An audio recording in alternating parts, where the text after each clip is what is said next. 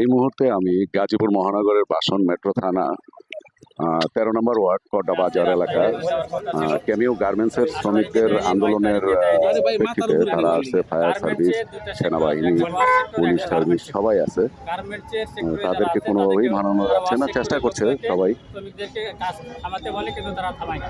এই যে তাদের মধ্যে একটু হট্টগোল করা, ইন্ডাস্ট্রিয়াল পুলিশের লোকজন গতকালকে তাদেরকে যে বিষয়টা মিনিমাইজ করার কথা বলে, কিন্তু আজকে তারা আবার সকালে এসে আশেপাশে যত গার্মেন্ট ছিল সব গার্মেন্টসের যত কর্মী ছিল সবাইকে নিয়ে এসে আন্দোলন শুরু করে দেয়।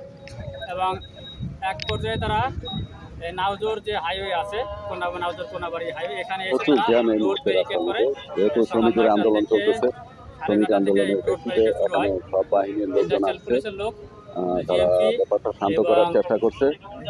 বাংলাদেশ সেনাবাহিনীর সকল সদস্য একসাথে এসে অনেকবার তাদেরকে বোঝানো হয়েছে, প্রায় 2 ঘন্টা ব্যাপী তাদের সাথে কথা বলা হয়েছে, তারপরেও তারা ওঠে নাই।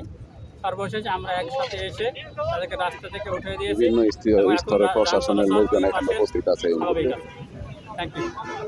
Rabiul Hasan, DC north tribe, Gazipur metropolitan police.